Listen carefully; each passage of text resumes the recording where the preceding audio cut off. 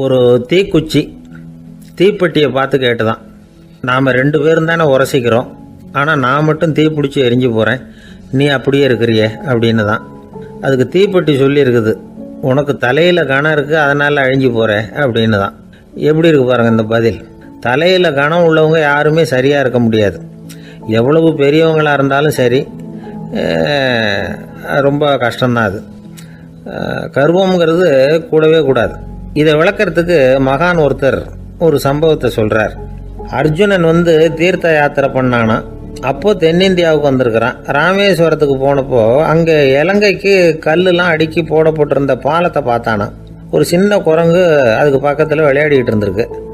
அதை பார்த்துட்டு அர்ஜுனன் சிரிச்சிருக்கான். ஏன் சிரிக்கிறேன்னு கேட்டிருக்கு அந்த குரங்கு.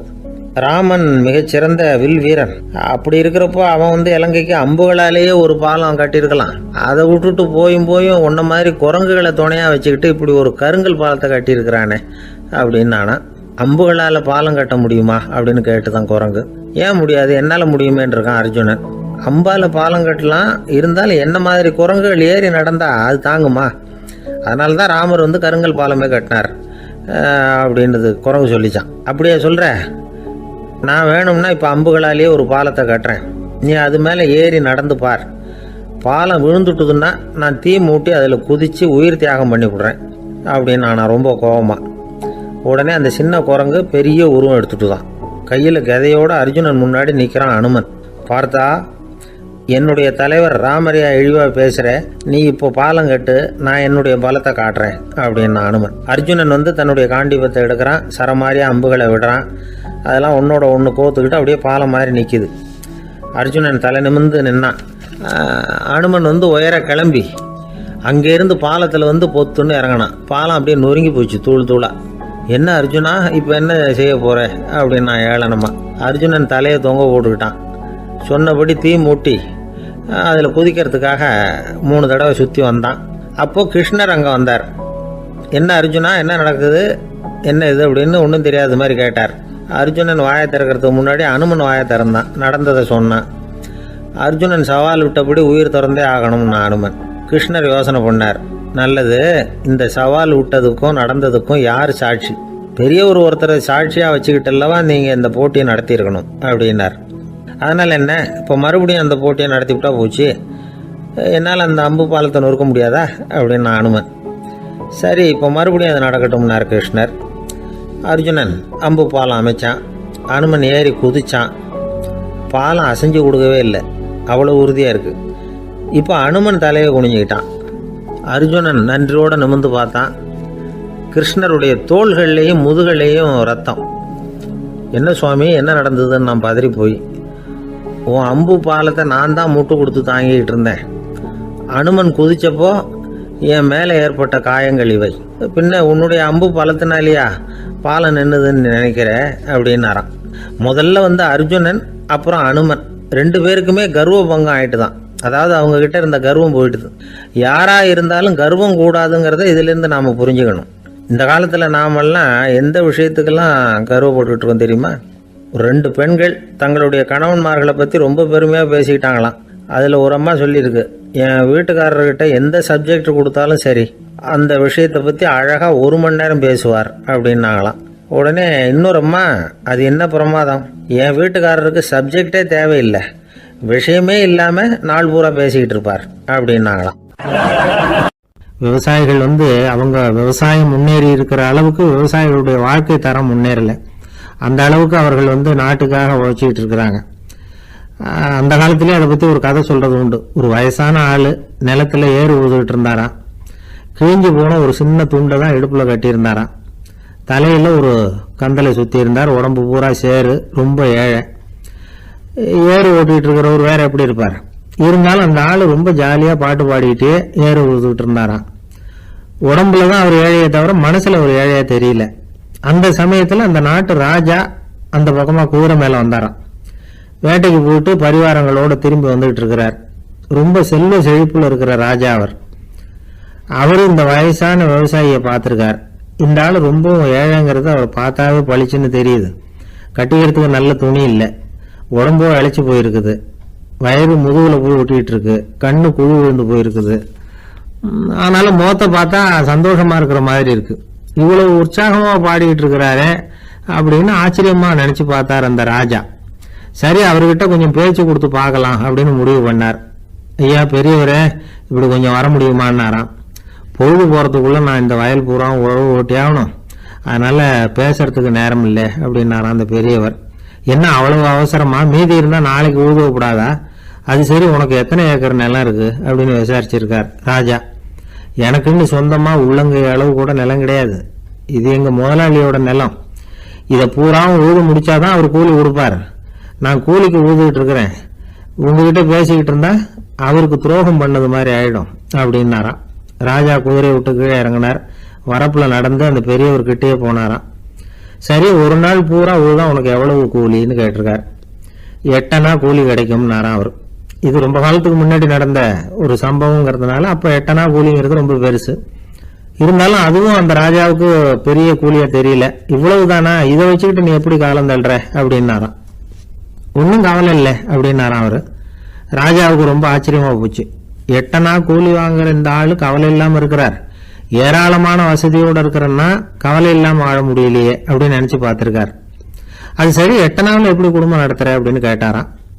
எனக்கு கிடைக்கிற 8 அணாவில் 2 அணா குடும்பத்துக்கு செலவழிக்கிறேன், 2 அணா பழைய கடனுக்கு கொடுக்குறேன், 2 அணா தர்மம் செய்கிறேன், 2 அணா வட்டிக்கு கொடுக்குறேன், ஒரு குறையும் இல்லைன்னாராம். ராஜாவுக்கு ஒன்றும் புரியல. எனக்கு ஒன்றும் புரியலேன்னு இருக்கார். ஐயா, எனக்கும் என் மனைவிக்கும் 2 அணா செலவாகுது. வயசான அம்மா அப்பா இருக்கிறாங்க, சின்ன வயசுல என்னை காப்பாத்தினவங்க அவங்க. அந்த கடனுக்கு 2 அணா செலவாகுது, அது பழைய கடன். என் தங்கச்சி ஒருத்தி ஆதரவு இல்லாத நிலைமையில தன்னுடைய மகனோட என் வீட்டில் வந்திருக்கிறா. அவளுக்கும் அவள் மகனுக்கும் 2 அணா செலவு பண்றேன், அது தர்மம். எனக்கு 2 பிள்ளைங்க இருக்கிறாங்க, அவங்களுக்கு 2 அணா செலவு பண்றேன், அது வட்டிக்கு கொடுக்கறது மாதிரி. பிற்காலத்தில் அவங்க எங்களை காப்பாற்றுவாங்க. அந்த வகையில் நான் திருப்தியோடு வாழ்ந்துகிட்டு இருக்கிறேன் அப்படின்னாராம். ராஜாவுக்கு அர்த்தம் புரிய ஆரம்பிச்சுதான். அந்த பெரிய நிலத்தை விலை கொடுத்து வாங்கி அந்த பெரியவருக்கே தானமாக கொடுத்துட்டாராம். இப்போ ஊழவருக்கே நிலம் சொந்தமாயிட்டுது. அன்னையிலிருந்து அரசனுக்கும் ஆறுதல் கிடைச்சுதான். இப்படி ஒரு கதை சொல்லுவாங்க. 8 அணா வருமானத்தை வச்சுக்கிட்டு எப்படி காலத்தை தள்ளுறதுன்னு சொல்றதுக்காக இந்த கதையை சொல்றதாக யாரும் தப்பா நினைச்சுக்க கூடாது. கிடைக்கிறத எப்படி பங்கு போடுறார், எப்படி திருப்தியா வாழறார் அப்படிங்கிறது தான் முக்கியம். அது மாதிரி இன்றைக்கு இந்த பொங்கல் திருநாள்ல உழவர்கள் மனசு மகிழ்ச்சியா இருந்ததுன்னா அது எல்லாரும் மகிழ்ச்சியா இருக்கிறது மாதிரி அர்த்தம். அதனால அவர்கள்ட்ட இருந்து நாம பாடம் கத்துக்கணும். சில உழவர்கள் தங்கள் நிலத்துல விளையறத தாங்கள் சாப்பிட மாட்டாங்க, அடுத்தவங்கள்ட்ட வித்துட்டு சந்தையில போய் வேற அரிசி வாங்கிட்டு தான் இவங்க சாப்பிடுவாங்க. அப்படிப்பட்ட விவசாயிகள்லாம் இது உண்டு. பங்கிடுகிற பண்பை உழவர்கள்ட்ட இருந்து கற்றுக்கொள்ளுங்கள் அப்படிம்பாங்க. ஒரு ஆள் நிம்மதியா மகிழ்ச்சியா இருந்தானா, உங்க நிம்மதிக்கும் மகிழ்ச்சிக்கும் என்ன காரணம்னு கேட்டிருக்காரு இன்னொருத்தர். என்கிட்ட இருந்தது பூராவையும் என் பிள்ளைங்களுக்கு சமமா பங்கு போட்டு கொடுத்துட்டேன், எனக்குன்னு எதுவுமே வச்சுக்கல, அதுதான் நிம்மதிக்கு காரணம்னு இருக்கான். உங்ககிட்ட இருந்தது எவ்வளவு இருந்தது அப்படின்னு கேட்டிருக்காரு அவரு. மொத்தமா ஒரு 50,000 ரூபாய் இருக்கும் அப்படின்னு இருக்கான். அவ்வளவும் பணமாவே இருந்ததா அப்படின்னு கேட்டிருக்காங்க அவங்க. இல்லைங்க, அவ்வளவும் கடன், அதை தான் பிரிச்சு கொடுத்துருக்கேன் பிள்ளைங்க கிட்ட அப்படின்னு நானும். அவன் நம்பிக்கை இல்லைன்னா இந்த உலகத்துல நாம நடமாடவே முடியாது. அவநம்பிக்கையோடு இருந்துகிட்டு இருந்தா என்னைக்கும் அவஸ்தை தான். நாம் நம்புறது நடக்குதோ இல்லையோ அது வேற விஷயம். ஆனால் எதையும் நம்பி தான் நாம் அடி வைக்க வேண்டியிருக்கு. வேற ஒன்றும் வேணாம், ஒரு லாட்ரி சீட்டு வாங்குகிறோம், அது எங்கே நமக்கு விழப்போகுது அப்படிங்கிற அவநம்பிக்கையோடவா வாங்குகிறோம். பரிசு நமக்கு தான் அப்படிங்கிற நம்பிக்கை உள்ளூர இருக்கிறதுனால தான் அதை வாங்குகிறோம். இருந்தாலும் முடிவு வேறு மாதிரி ஆகிடுது. அதுக்காக மனசு சோர்ந்து போகிறதில்ல, அடுத்த மாதமும் சீட்டு வாங்குகிறோம். இந்த நம்பிக்கை தான் மனித வாழ்க்கைக்கு ஆதாரம். ஒரு கடையில் போய் டீ சாப்பிட்றீங்க, அந்த டீ நல்ல டீ தானா, அதில் விஷம் கலந்துருக்குமா அப்படிங்கிற சந்தேகம் வந்துட்டுதுன்னு வச்சுங்க. அதுக்கப்புறம் அதை எப்படி நீங்கள் சாப்பிட முடியும்? நம்பி தான் சாப்பிட்ணும். ரயில் ஒழுங்காக போய் சேருங்கிற நம்பிக்கை இருக்கிறதுனால தான் அதில் ஏறி உட்காடுறோம். லெட்டர் ஒழுங்காக போய் சேருங்கிற நம்பிக்கை இருக்கிறதுனால தான் பெட்டியில் போடுறோம். சரி, நம்ம கதையெல்லாம் நம்மளோட இருக்கட்டும். மனித நம்பிக்கை எந்த அளவுக்கு உறுதியாகவும் அறிவுபூர்வமாகவும் இருக்கணுங்கிறதுக்கு அலெக்சாண்டர் வாழ்க்கையில் நடந்த ஒரு சம்பவத்தை உதாரணமாக சொல்லலாம். இந்த உலகத்தையே ஜெயிக்கணும்னு புறப்பட்டார் அலெக்சாண்டர். ஒரு கட்டத்தில் அவர் சிட்னஸ் நதி கரைக்கு சேர்ந்தார். அந்த சமயத்தில் அவருக்கு கடுமையான நோய் வந்துட்டுது. அவர் கூடவே வந்திருந்த கிரேக்க வைத்தியர்கள் என்னென்னமோ முயற்சியெல்லாம் பண்ணி பார்த்தாங்க. இருந்தாலும் அலெக்சாண்டருக்கு வந்திருக்கிறது என்ன நோய்ங்கிறத அவங்களால கண்டுபிடிக்க முடியல. ஏன்னா அந்த பகுதியில் உள்ளவங்களுக்கு மட்டுமே அதிகமாக வரக்கூடிய ஒரு வினோதமான நோயாக இருந்தது அது. ஆனால் அவர் இருக்கிற இடம் எதிரியோட இடம், பாரசீக மன்னனோட ஆளுகைக்கு உட்பட்ட இடம். என்ன பண்ணுறது அப்படின்னு எல்லாரும் யோசனை பண்ணாங்க. பாரசீக மன்னனோட அரண்மனையில் இருக்கிற வைத்தியர் வந்தால் இந்த நோயை குணப்படுத்தி விடுவார் அப்படின்னு சொன்னாங்க. இருந்தாலும் எதிரியோட நாட்டில் இருக்கிற வைத்தியரை கூப்பிட்டு எப்படி நம்பி வைத்தியம் பார்க்க சொல்கிறது அப்படின்னு சொல்லி எல்லாரும் தயங்கினாங்க. ஆனால் அலெக்சாண்டர் தயங்கலை. பரவாயில்ல, அழைச்சிட்டு வாங்கன்னு விட்டார். உடனே அவரை போய் அழைச்சிட்டு வந்துட்டாங்க. அவர் வந்தார். அலெக்சாண்டர் உடம்பை பரிசோதனை பண்ணி பார்த்தார். சரி, இதை குணப்படுத்தி விடலாம், பயப்பட வேண்டியதில்லை. ஆனால் இதுக்கு ஒரு மூலிகை ரசம் தயார் பண்ணி கொடுக்கணும்.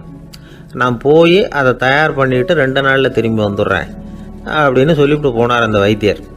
அதே மாதிரி 2 நாளில் திரும்பி வந்தார் மூலிகை ரசத்தோட. இதுக்கு இடையில் அலெக்சாண்டரோட தளபதிகளில் ஒருத்தர் ரகசியமாக ஒரு எச்சரிக்கை கடிதம் கொடுத்து அனுப்பியிருக்கிறான். அதை வாங்கி என்ன விஷயம்னு பார்த்தார்.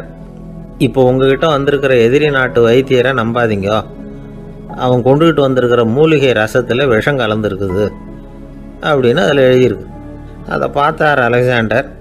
இருந்தாலும் கொஞ்சம் கூட அலட்டிக்கல. வைத்தியர் கொடுத்த மருந்தை வாங்கி கடகடன்னு குடிச்சுட்டு அதுக்கப்புறம் அந்த கடிதத்தில் இருந்த விஷயத்தை அந்த வைத்தியர்கிட்ட சொன்னார். வைத்தியர் தகைச்சு போயிட்டார். தன் மேலே அலெக்சாண்டர் வச்சிருக்கிற நம்பிக்கையை பார்த்து அவருக்கு ரொம்ப வியப்பு. வைத்தியர் உண்மையிலேயே நல்ல மருந்து தான் கொண்டுகிட்டு கொடுத்துருக்கிறார், அதில் விஷம்லாம் எதுவும் கலக்கலை. அதுக்கப்புறம் அலெக்சாண்டர் அந்த வைத்தியரை பார்த்து சொன்னாராம், நம்பிக்கைங்கிற அச்சாணியை ஆதாரமாக வச்சுக்கிட்டு தான் இந்த உலகம் சுற்றிக்கிட்டு இருக்குது. எனக்கு எதிரியாக இருந்தாலும் பாரசீக மன்னர் ரொம்ப பெரியவர்.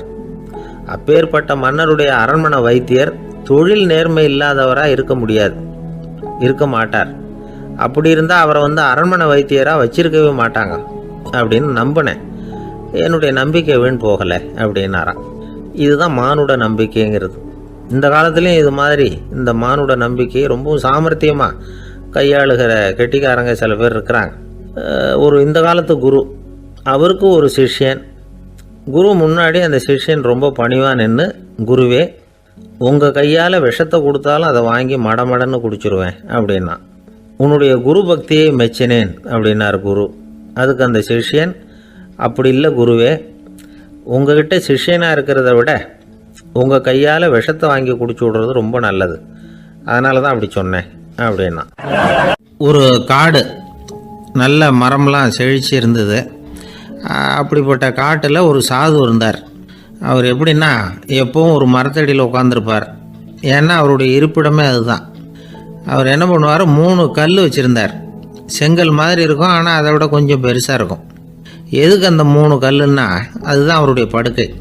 அதாவது தூங்குறப்ப ஒரு கல்லை தலைக்கு கீழே வச்சுக்குவார், இன்னொரு கல்லை இடுப்புக்கு கீழே வச்சுக்குவார், இன்னொரு கல்லை காலுக்கு கீழே வச்சுக்குவார். உடம்பை அப்படியே ஒரு தகட்டால் மூடிக்குவார், அப்படியே தூங்கி போடுவார். மழை பெய்யுதுன்னு வச்சுங்க, அவர் உடம்பு 3 கல் மேலே இருக்குதா, அதனால் தண்ணி அடியில் ஓடி போடும், உடம்பு நனையாது. மேலே தகடு இருக்கிறதுனால மழையும் உடம்புல படாது. அவர் தூக்கமும் கிடாது, நிம்மதியாக தூங்குவார். பகலில் அந்த 3 கல்லையும் ஒரு சேர ஒரு அடுப்பு மாதிரி வச்சு அது மேலே உட்காந்துக்குவார். அதனால் பாம்பு பூச்சி எதுவும் அவரை தொந்தரவு பண்ணுறதில்ல, அது பாட்டுக்கு நடந்து போயிடும். அவர் பாட்டுக்கு நிம்மதியாக இருப்பார். யாராவது எதையாவது கொண்டுகிட்டு கொடுத்தா அதை வாங்கி சாப்பிடுவார், அவ்வளவுதான். ஒரு நாள் அந்த நாட்டு அரசன் காட்டுக்கு வேட்டையாட வந்தான். அந்த வழியாக வந்தப்போ இந்த சாது படுத்துருக்கிறத பார்த்தான், பரிதாபப்பட்டான். ஐயோ பாவம், இவர் இப்படி இந்த கல் மேலே உடம்பை வச்சுக்கிட்டு தூங்குறாரு, என்ன பாடுபடுவார், இவரை நாம் அரண்மனைக்கு அழைச்சிட்டு போய் சுகமாக நிம்மதியாக இருக்கிறதுக்கு வழி செஞ்சு கொடுப்போம், அது ரொம்ப நல்லாயிருக்கும் அப்படின்னு நினச்சான். அப்படி நினச்சிக்கிட்டே அரண்மனைக்கு வந்துட்டான். அதுக்கப்புறம் ஒரு பல்லக்கையும் 2 சேவகர்களையும் காட்டுக்கு அனுப்பி அந்த சாதுவை மெதுவாக இங்கே அழைச்சிட்டு வந்துடுங்க அப்படின்னு சொல்லி அனுப்பி வச்சான். இவங்க போய் அவர்கிட்ட விவரத்தை சொன்னாங்க. எனக்கு என்னத்துக்கு அரண்மனை வாசம் அப்படின்னார். இருந்தாலும் மன்னர் உத்தரவு, நீங்கள் அவசியம் வரணும் அப்படின்னாங்க இவங்க. சரின்னு சொல்லிவிட்டு வேறு வழி இல்லாமல் புறப்பட்டார். புறப்படும் பொழுது என்ன பண்ணாருன்னா, மறக்காமல் அந்த 3 கல் ஒரு தகடு அதையும் எடுத்து பல்லக்கில் வச்சுக்கிட்டார். என்னத்துக்கு இதையெல்லாம் எடுத்து வைக்கிறாரு அப்படின்னு சொல்லி அவங்க யோசனை பண்ணாங்க. இருந்தாலும் அதை பற்றி ஒன்றும் கேட்கல. பேசாமல் அவரை அழைச்சிட்டு போய் அரண்மனையில் விட்டுட்டாங்க. அரசன் ஓடி வந்தான், வரவேற்றான், அறுசுவை உணவு படைத்தான். அவர் படுக்கிறதுக்கு தங்க கட்டில், பட்டு மெத்தை, இப்படி எல்லாம் ஏற்பாடு பண்ணி வச்சான். இங்கே படுத்து ஓய்வு எடுத்துங்க அப்படின்னு சொல்லிவிட்டு அவன் பாட்டு போயிட்டான். மறுநாள் காலையில் வந்து பார்க்குறான், சாது படுத்துருக்கிறார். எப்படி தெரியுமா? அந்த பட்டு மெத்தை மேலே 3 கல்லையும் வச்சு வழக்கம் போலவே அது மேலே படுத்துருக்கிறார். அதுக்கு மேலே தகடு. அரசன் பார்த்துட்டு அதிர்ச்சி ஆகிட்டான். என்ன சுவாமி இப்படி அப்படின்னா, சாது சொன்னார், எனக்கு தேவையும் இல்லை குறையும் இல்லை, எல்லா இடத்துலையும் எனக்கு ஒரே மகிழ்ச்சி தான் அப்படின்னார். மகிழ்ச்சிங்கிறது தங்க கட்டிலேயோ பட்டு மெத்தையிலேயோ இல்லை, அது மனசில் இருக்கிற ஒரு விஷயம். உண்மையான மகிழ்ச்சிக்கு வழி மனப்பக்குவம் அப்படிங்கிறது அந்த அரசனுக்கு புரிஞ்சுதான். இந்த காலத்தில் ஒரு சாமியார், அவரை தேடி ஒரு சீடன் வந்தான். என்னாச்சு தெரியுமா? சுவாமி, எனக்கு நிம்மதி வேணும், அதுக்கு என்ன வழின்னு கேட்டான். சாமியார் நிமிர்ந்து பார்த்தார். அப்புறம் சொன்னார், நீ ஏகப்பட்ட பேர்கிட்ட கடன் வாங்கியிருக்கிற, அதையெல்லாம் திருப்பி கொடுத்தா தான் உனக்கு நிம்மதி கிடைக்கும்னார். இவனுக்கு ஆச்சரியம். அது எப்படி சாமி, அவ்வளவு கரெக்டாக நான் கடன் வாங்கினதை கண்டுபிடிச்சிங்க அப்படின்னா, உனக்கு கடன் கொடுத்து சாமியாராக போனதே நான் தான்ப்பா, அதனால தான் இந்த கதிக்கு வந்தேன். என்கிட்டயே நிம்மதிக்கு வழி கேட்குறிய, அதுதான்டா வேதனை அப்படின்னாராம் அவர். ரொம்ப நாளைக்கு முன்னாடி ஒரு நாள் கோவலன் நாடகம் நடந்தது. எங்கள் மதுரையில் நடந்தது. அதில் ஒரு முக்கியமான கட்டம்.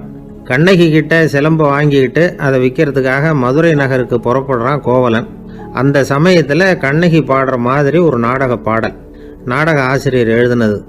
அது என்ன பாட்டுன்னா, மா பாவியோர் கூடி வாழும் மதுரைக்கு மன்னா போகாதீர் என்று அப்படின்னு ஆரம்பிக்கும் அந்த பாட்டு. இதுதான் அந்த பாட்டு. இதை கண்ணகி மேடையில் பாடின உடனே கூட்டத்தில் சலசலப்பு. நம்ம ஊர்லேயே நமக்கு முன்னாடியே நின்றுக்கிட்டு மா பாவியோர் கூடி வாழும் மதுரை அப்படின்னு சொல்கிறாங்களே, என்ன தைரியம் அப்படின்னு எல்லாம் குழப்பம் பண்ண ஆரம்பிச்சிட்டாங்க. மக்கள் சத்தம் போட ஆரம்பிச்சிட்டாங்க. எதிர்ப்பு குரல் அது பாட்டுக்கு வர வர அதிகமாக போட்டுது. கொண்டுக்கிட்டு வா அந்த நாடக ஆசிரியரை, எழுதுனது யார் அப்படின்னு ஒரே சத்தம், கூச்சல். வேறு வழி இல்லை. மெதுவாக மேடைக்கு வந்தார் அந்த நாடக ஆசிரியர். 4 பக்கத்திலிருந்தும் கேள்வி கணைகள். மக்களை பார்த்து கொஞ்சம் அமைதியாக இருங்கோ அப்படின்னு சொல்லிவிட்டு தன்னுடைய விளக்கத்தை சொல்ல ஆரம்பித்தார் அந்த நாடக ஆசிரியர். மா அப்படின்னு சொன்னால் திருமகளாகிய லட்சுமி அப்படின்னு அர்த்தம். பா அப்படின்னா கலைமகளாகிய சரஸ்வதி. வி அப்படின்னா மலைமகளாகிய பார்வதி. மா பாவியோர் அப்படின்னா திருமகளும் கலைமகளும் மலைமகளும், இவங்க மூவரும் அப்படின்னு அர்த்தம். இந்த 3 பேரும் வாழ்கின்ற மதுரை புனிதம் நிறைந்தது, சகல செல்வங்களும் நிறைஞ்சது.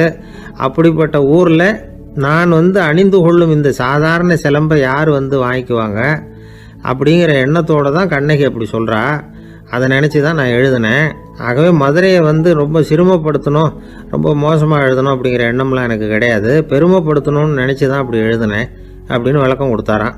இந்த விளக்கத்தை கேட்டதும் எல்லாரும் ரொம்ப சமாதானம் ஆயிட்டாங்களாம். இப்படி விளக்கம் கொடுத்த அந்த நாடக ஆசிரியர் யார் தெரியுமா? அவர் தான் தமிழ் நாடக உலகின் முதல் ஆசான் சங்கரதாஸ் சுவாமிகள். அவருக்கு நகைச்சுவை உணர்வும் அதிகம். 1920ஆம் ஆண்டு திருநெல்வேலியில் அவர் தங்கியிருக்கிறார் நாடகம் நடத்துறதுக்காக. அவர் தங்கியிருந்த வீட்டில் கொசு மூட்டை பூச்சி அதிகமாக இருந்திருக்கு. அவரால் தூங்கவே முடியல. அவர் அனுபவித்த தொல்லைகள் ஒரு பாட்டாக உருவாச்சு. வேடிக்கையாக ஒரு பாட்டு எழுதினாராம். மூட்டையும் கொசுவும் ஒரு வீட்டிலே மீட்டிங் போட்டால் முன்னே நிற்க யாரால் முடியும்? கொசு மோகன ராகம் போல சத்தம் போட்டு முன்னே நின்று செய்திடும் யுத்தம். இதை மறுநாள் நாடகத்தில் கோமாளி வேஷம் போட்ட ஒரு சிறுவனை விட்டு பாட வச்சிருக்காரு. எல்லாரும் சிரித்து ரசித்தாங்களாம். சங்கரதாஸ் சுவாமிகள் கல்யாணமே பண்ணிக்கல, துறவி மாதிரியே வாழ்ந்திருக்கார். தமிழ் நாடக கலைக்கு தன்னையே அர்ப்பணம் பண்ணிக்கிட்டவர் அவர். 1922 நவம்பர் மாதத்தில் ஒரு நாள் புதுச்சேரியில் அவர் வாழ்க்கை முடிஞ்சுது. அப்போ அவருக்கு வயசு 55. சங்கரதாஸ் சுவாமிகள் நாடக ஆசிரியர் மட்டும் இல்லை, மேடை நாடக இயக்குனர், தயாரிப்பாளர், அவரே ஒரு சிறந்த நடிகர். ஒரு தடவை சாவித்திரி நாடகத்தில் இவர் யமதர்மனா வேஷம் போட்டு நடிச்சிருக்கிறார். நாடகம் பார்த்துக்கிட்டு இருந்த கருவுற்ற ஒரு பெண்மணிக்கு பயத்தினால அங்கேயே குழந்தை பிறந்துட்டு தான். அந்த நிகழ்ச்சிக்கு அப்புறம் இவர் இந்த வேஷம் போடுறப்போலாம் ஜனங்களுக்கு முன்கூட்டியே எச்சரிக்கை கொடுக்க ஆரம்பிச்சிருவாராம். அதாவது அப்படி யாராவது பயப்படுறவங்க இருந்தால் கொஞ்சம் கண்ணை மூடிங்க அல்லது எழுந்திரிச்சு போடுங்கன்னு. நடிப்புன்னா அப்படிலாம் இருக்கணும். இந்த காலத்தில் நடிகர் ஒருத்தர் சொன்னார், சார் நான் இந்த நாடகத்தில் நடிக்கிறப்போ முகத்தில் நவரசங்களையும் காட்டி நடித்தேன். உணர்ச்சிகளை எல்லாம் என் நல்லா காட்டி நடித்தேன். அப்படி இருந்தும் ஜனங்கள் வந்து கல் எடுத்து மேடையில் வீசிவிட்டாங்க சார் அப்படின்னார். நாடகத்தில் உங்களுக்கு என்ன வேஷம் அப்படின்னு கேட்டாங்க. அது செத்து கிடக்கிற பணமாக நடித்தேன் சார் அப்படின்னார். இருட்ட கண்டா பயம் உண்டாவதே அது ஏன்? இப்படி ஒரு கேள்வியை ஒரு பெரியவர்கிட்ட கேட்டாங்க. அதுக்கு அவர் பதில் சொல்றார். மனிதனுடைய ஆதிகால வாழ்க்கையில தொற்றிக்கொண்ட பயம் இது வந்து வேரூன்றி இருக்குது, இன்னமும் போகல. 50,000 வருஷங்களுக்கு முன்னாடி மனுஷன் வந்து குகைகள்ல வாழ்ந்தான். பகல்ல பயம் இருக்காது, ராத்திரியில மிருகங்கள் தாக்கும் கொல்லும், நிம்மதியா தூங்க கூட முடியாது. அதனால இந்த மனுஷனுக்கு இரவுன்னா மரணம் பயம் அப்படின்னு பழகி போச்சு. மனிதர்களுடைய எல்லா மனசையும் சேர்த்து மொத்தமா ஒரு மனசு உண்டு. மனிதர்களுடைய நினைவு இந்த மொத்த மனசுல பதிஞ்சிருக்கு, பரவுது. இந்த மொத்த மனசுல இருட்டு பற்றிய பயம் வந்து பதிந்து நீடிக்குது அப்படிங்கிறார் அவர். இந்த காலத்துல இரவை வந்து பகலாக்கிறதுக்கு எவ்வளவோ விளக்குகள்லாம் வந்தாச்சு. ராத்திரியிலேயும் மிருகங்கள் வந்து தாக்குங்கிற நிலைமை இல்லை. பாதுகாப்பான வீடுகள் விலங்குகளும் விலகி போயிட்டு, விலங்குகள்லாம் விலகி போயிட்டு, வீடுகளும் பாதுகாப்பா இருக்குது. சரி, இருந்தாலும் அந்த பழங்கால பயம் வந்து இருட்டு பயம் இன்னமும் மனுஷனை விட்டு போகல. இன்னொரு விஷயம் என்னன்னா, இருட்டுல இருந்து வெளிச்சத்துக்கு வராத மனிதர்கள் இன்னைக்கு அதிகம். ஒரு ஆளு ஆத்துக்கு மீன் பிடிக்கிறதுக்காக போனான், இன்னும் விடியல. அதுக்குள்ள வலையை எடுத்துட்டு கிளம்பி போயிட்டான். வெளிச்சம் வர்றதுக்கு முன்னாடியே போய் சேர்ந்துட்டான். விடிகிற வரைக்கும் என்ன பண்றது, சும்மா கரையிலேயே உட்காந்து காலாட்டிட்டு இருக்கிறான். காலில் ஏதோ ஒரு சின்ன மூட்டை தட்டுப்பட்டுது. இருட்டில் அது என்னன்னு சரியா தெரியல. மூட்டைக்குள்ள சின்ன சின்ன கல்லாம் நிறைஞ்சி இருக்குது. சும்மா பொழுது போகணுமேங்கிறதுக்காக இவன் அந்த மூட்டைக்குள்ள இருந்து ஒவ்வொரு கல்லா எடுத்து ஆத்துல வீசிக்கிட்டு இருக்கிறான். விடிகிற வரைக்கும் வேற வேலை இல்லைங்கிறதுனால எப்படி செஞ்சுக்கிட்டே உட்காந்துருக்கிறான். கிழக்க மெதுவா வெளிச்சம் தெரிய ஆரம்பிச்சது. பொழுது விடியறதுக்கான அறிகுறி. இதுக்குள்ள அந்த மூட்டையில இருந்த எல்லா கல்லையும் எடுத்து வீசி எறிஞ்சுட்டான். கடைசியா ஒரே ஒரு கல் மட்டும்தான் கையில பாக்கி இருந்தது. வெளிச்சம் வந்ததும் அந்த கல்லை பார்த்தான், அப்படியே திகைச்சு போயிட்டான். அடடா, இது வரைக்கும் தெரியாம தப்பு பண்ணிட்டோமே அப்படின்னு நினைச்சான். ஏன் தெரியுமா, அவன் கையில இருந்தது வெறும் கல் இல்ல, விலை வசந்த ரத்தன கல். அது இருட்டுல என்னன்னு புரியாததுனால மூட்டையில இருந்த எல்லா ரத்தன கல்லையும் ஆத்துல வீசி எறிஞ்சிருக்கிறான். இப்போ அவனுக்கு அழுகையே வந்துடும் போல இருந்தது. வாழ்க்கையை வந்து வசதி ஆக்கிக்கிறதுக்கான வாய்ப்பு அவனுக்கு இருந்தது. இருந்தாலும் இருட்டுல அதை இழந்துட்டான். அந்த வகையில அவனுக்கு கொஞ்சம் அதிர்ஷ்டம் இருந்திருக்குது. அதாவது ஏதோ ஒரு வகையில இருந்திருக்குது. அதனாலதான் அந்த கடைசி கல்ல எரியறதுக்குள்ள வெளிச்சம் வந்துட்டுது. பல பேருக்கு அந்த அளவு கூட அதிர்ஷ்டம் வர்றது இல்லை. எல்லாத்தையும் வீசினதுக்கு அப்புறம் தான் வெளிச்சம் வரும். என்னன்னு விவரம் தெரியாமலே எழுந்திரிச்சு வந்துருவாங்க. வாழ்க்கைங்கிறது ஒரு பெரிய புதையல். அதை புரிஞ்சிக்காம வந்து மனுஷன் வந்து அதை வீசி எரிஞ்சுக்கிட்டு இருக்கான் அப்படிங்கிறது தான் பெரியவங்க கருத்து. சில பேருக்கு புரிஞ்சுக்கிற நேரம் வரும், அதுக்குள்ள வாழ்நாள்லாம் ஓடி போயிருக்கும். அதுக்கப்புறம் என்ன பண்றது? நம்மால் ஒருத்தன் கையில் ஒரு சின்ன பையோட வந்துகிட்டு இருந்தான். பை உள்ள ஏகப்பட்ட நகைகள் ரத்தன கல் எல்லாம் இருக்கு. வந்துகிட்டு இருந்தவன் திடீர்னு அந்த பையை அப்படியே ஒரு குளத்துல வீசி எறிஞ்சுட்டான். மகான்கள் தான் இப்படி பற்று இல்லாம இருப்பாங்க. என்னங்க இது, விலை மதிப்புள்ள அந்த பையை இப்படி குளத்துல வீசி எறிஞ்சுட்டீங்களே, இதுக்கு என்ன அர்த்தம் அப்படின்னு கேட்டார் அவன் கூட வந்தவர். அவன் மெதுவா இவர் காதோட காதா சொல்றான். ஒரு போலீஸ்காரர் பின்னாடி வந்துகிட்டு இருக்கிறார், அவர் போனதுக்கு அப்புறம் இதை எடுத்துக்குவேன் அப்படிங்கிறான். ஒரு சின்ன பையன் என்னை தேடிட்டு ஓடி வந்தான். ஒரு கதை சொல்லுங்கன்னா, சொந்தமா எதுவும் தெரியாத என்ன, உங்களுக்கு சொந்தமா எதுவும் தெரியாதுன்னு எனக்கும் தெரியும் அப்படின்னா. இந்த பையன் அடிக்கடி என்கிட்ட வந்து கதை கேட்கிறவன். அதனால என்னோட ரகசியம்லாம் அவனுக்கு அத்துப்படி. அதனால தான் அவ்வளவு தெளிவா அடிச்சு விடுறான். சரி, இப்ப என்ன செய்யலாம்னு, பழைய கதை ஏதாவது ஒன்று சொல்லுங்களேன்னா. உனக்கு கிருஷ்ணதேவராயரை தெரியுமான்னு. அவர்கிட்ட நேரில் பழக்கம் இல்லை, ஆனால் அவரை பற்றி புஸ்தகத்தில் படிச்சிருக்கேன்னா. சரி, இவங்கிட்ட மேற்கொண்டு பேச்சு கொடுத்தா நம்மளை ஒரு மாதிரி ஆக்கி விடுவான் அப்படிங்கிறத யூகம் பண்ணிக்கிட்டு அவனை உட்கார வச்சு கடைசி வரைக்கும் குறுக்க பேசக்கூடாது அப்படின்னு ஒரு கண்டிஷனையும் போட்டுட்டு அந்த கதையை சொன்னேன். ஒரு சமயம் கிருஷ்ணதேவராயர் சமஸ்தானத்துக்கு ஒரு பெரிய வித்வான் வந்து சேர்ந்தாராம். என்னோட போட்டி போடுறதுக்கு இந்த ஊரில் யாராவது இருக்கீங்களா அப்படின்னு சவால் விட்டாராம். அந்த ஊர்ல இருந்த பெரிய பெரிய வித்வான்லாம் இது ஏதுடா வம்பா போச்சுன்னு நினைக்க ஆரம்பிச்சிட்டாங்க. யாரும் அந்த ஆளோட போட்டி போடுறதுக்கு தயாரா இல்லை. எல்லாரும் நடுங்கிட்டு இருக்கிறாங்க. அந்த நேரத்துல ஒருத்தன் மட்டும் தைரியமா முன்னுக்கு வந்தான். அது யாருன்னா தெனாலிராமன். அந்த சமஸ்தானத்துல விகட கவி அவன். என்ன அனுப்புங்க போட்டிக்கு, நான் ஜெயிச்சு காட்டுறேன்னா. உனக்கு அவ்வளவு தைரியம் இருக்குதா அப்படின்னு கேட்டாங்க. தைரியம் மட்டும்தான் என்கிட்ட இருக்குது, ஆனால் தைரியம் இருந்தால் அதிர்ஷ்டம் தேடிட்டு வருங்கிறது எனக்கு தெரியும் அப்படின்னா. அடுத்த நாள் போட்டி ஆரம்பமாச்சு. அந்த பெரிய வித்வான் வந்து நின்னார். தென்னாலிராமன் எதிரில் வந்து நின்னா. அந்த வித்வான் ஒரு விரலை காட்டினார். தென்னாலிராமன் பதிலுக்கு 2 விரலை காட்டினான். வித்வான் 3 விரலை காட்டினார். இவன் உடனே 4 விரலை காட்டினான். உடனே 5 விரலை காட்டினார் அவர். தென்னாலிராமன் உடனே தன்னுடைய கை முஷ்டியை காட்டினான், கையை மூடி காட்டினான்.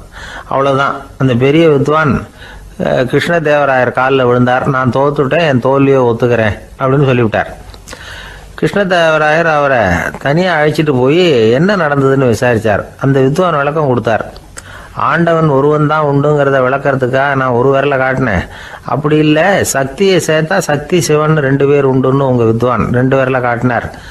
மூர்த்திகள் 3 பேருங்கிறதுக்காக நான் 3 விரலை காட்டினேன். வேதங்கள் 4ன்னு சொல்லி அவர் 4 விரலை காட்டினார். பஞ்சபூதங்கள் 5ன்னு நான் 5 விரலை காட்டினேன். அதையெல்லாம் அடக்கி ஆளணும்னு சொல்லி அவர் கையை மூடி உறுதியாக காட்டினார். அடடா, உங்கள் வித்வானுக்கு எப்பேற்பட்ட அறிவு! அவர் தான் ஜெயிச்சார், நான் தோத்துட்டேன் அப்படின்னார் அவர். அப்படி சொல்லிவிட்டு அவர் போயிட்டார். அதுக்கப்புறம் தெனாலிராமனை கூப்பிட்டு என்னப்பா நடந்தது அப்படின்னு கேட்டாராம். அதுக்கு தெனாலிராமன் விளக்கம் கொடுத்துருக்குறான். அவன் முதல்ல என்னை கொன்னுடுவேன்னு அந்த வித்வான் ஒரு விரலை காட்டினான். உடனே ஒரு 2 கண்ணையும் தோண்டி விடுவேங்கிறதுக்காக நான் 2 விரலை காட்டினேன். உனக்கு நாமம் போட்டுருவேன்னு சொல்லி 3 விரலை காட்டினான். அதை அழிச்சிருவேன்னு 4 விரலை காட்டினேன். உன்னை அரைஞ்சிருவேன்னு அவன் 5 விரலை காட்டினான்.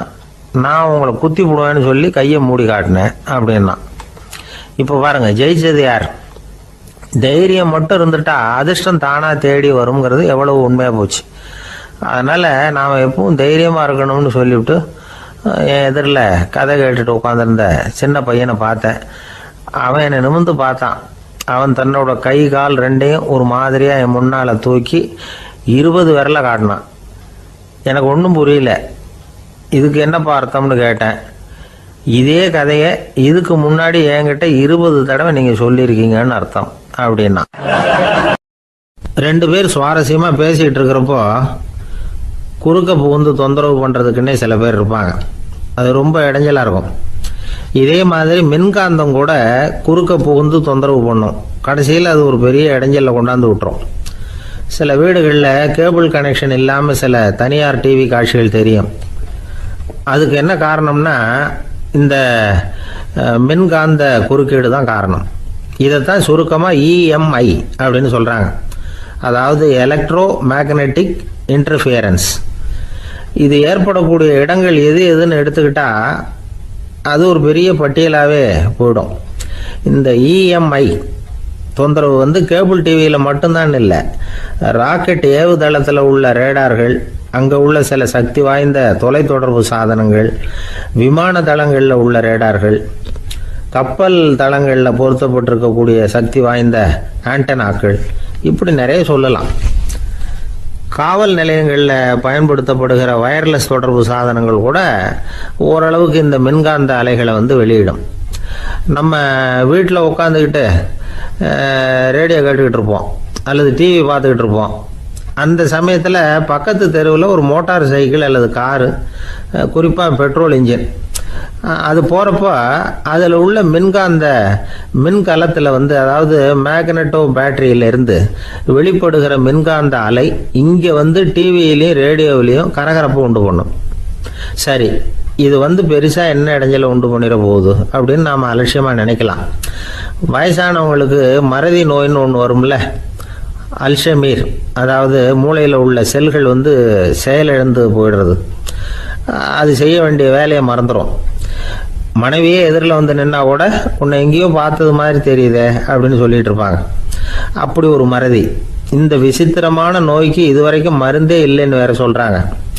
இந்த மைக்ரோ ஓவன் அப்படின்னு சொல்லக்கூடிய சமையல் அடுப்புகள் கூட மின்காந்த அலைகளை வந்து வெளியிடுது. சமயத்தில் சில தொழிற்சாலைகளில் கூட பெரிய விபத்துக்களை இந்த இஎம்ஐ உண்டு பண்ணிவிடும். இதை பற்றி தீவிரமாக சிந்திக்க ஆரம்பித்ததே ஒரு விபத்துக்கு பிறகு தான். அமெரிக்காவுக்கும் வியட்நாமுக்கும் இடையில் போர் நடந்தது. அந்த சமயம் அமெரிக்காவுக்கு சொந்தமான விமானம் தாங்கி கப்பல் ஒன்று வியட்நாமை தாக்கிறதுக்கு தயாராக ஏவுகணைகளோட கடலில் நிறுத்தி வைக்கப்பட்டிருந்தது. தற்செயலாக அந்த பகுதியில் கப்பல் தொலைத்தொடர்பு பகுதிக்கு அருகில் ஊடுருவிய இந்த சக்தி வாய்ந்த ரேடியோ அலைகள் ஏவுகணையில் இருந்த மின்னணு சர்க்கியூட்டை பூர்த்தி செஞ்சு வச்சுட்டுது. அவ்வளவுதான், ஏவுகணை அங்கேயே வெடித்து சிதறி போச்சு. 130 பேர் அந்த இடத்துலயே உடல் கருகி செத்து போட்டாங்க. ஏகப்பட்ட பொருள்கள் நாசம். இந்த விபத்துக்கான காரணம் என்னங்கிறத உடனடியாக யாராலையும் கண்டுபிடிக்க முடியல. ரொம்பவும் கடுமையாக முயற்சி பண்ணி கடைசியாக கண்டுபிடிச்சாங்க. இது இந்த இஎம்ஐ வேலை தான் அப்படின்னு. மின்னணு தொலைபேசிகள் இருக்க, இதில் பேசும்பொழுது நம்ம காதை அதாவது செவியை ஊடுருவக்கூடிய மின்காந்த அலையானது மூளைக்கு போய் அங்கே மூளை கட்டிகளை உருவாக்க ஊக்கம் கொடுக்குது அப்படின்னு வேற கண்டுபிடிச்சிருக்கிறாங்க. இந்த இஎம்ஐ ரொம்ப குறைஞ்ச மின்காந்த அழுத்தத்தில் நமக்கு எந்த பாதிப்பையும் ஏற்படுத்துறதில்ல. மின்காந்த அலைகள் அழுத்தத்தோடு இருக்கிற இடங்களில் ரொம்ப நேரம் இருந்தோம்னா நம்ம உடம்பின் வெப்பநிலை 2 டிகிரி செல்சியஸ் வரைக்கும் அதிகரிக்குதாம். அதனால் வெப்பநிலையை சீராக்கிறதுக்கு இதய துடிப்பும் அதிகரிக்குது. இப்படிலாம் கண்டுபிடிச்சிருக்கிறாங்க. இப்போல்லாம் இந்த மின்காந்த குறுக்கீடுகளை தடுக்கிறது எப்படி அப்படின்னு விஞ்ஞானிகள் யோசனை செய்ய ஆரம்பிச்சிருக்கிறாங்க. இந்த விஷயத்தில் அலட்சியமாக இருந்தோம்னா எதிர்காலத்தில் நிறைய பேருக்கு இந்த ஞாபக மறதி நோய் வந்துடும். அப்புறம் அது ரொம்ப கஷ்டமாக போயிடும். ஒரு குடும்ப தலைவர் தன் மனைவியை பார்த்து, யார் நீ, உன்னை எங்கேயோ பார்த்தது மாதிரி இருக்குதே அப்படின்னு சொல்லிக்கிட்டு இருந்தார். உடனடியாக அவரை போய் பார்த்தேன்.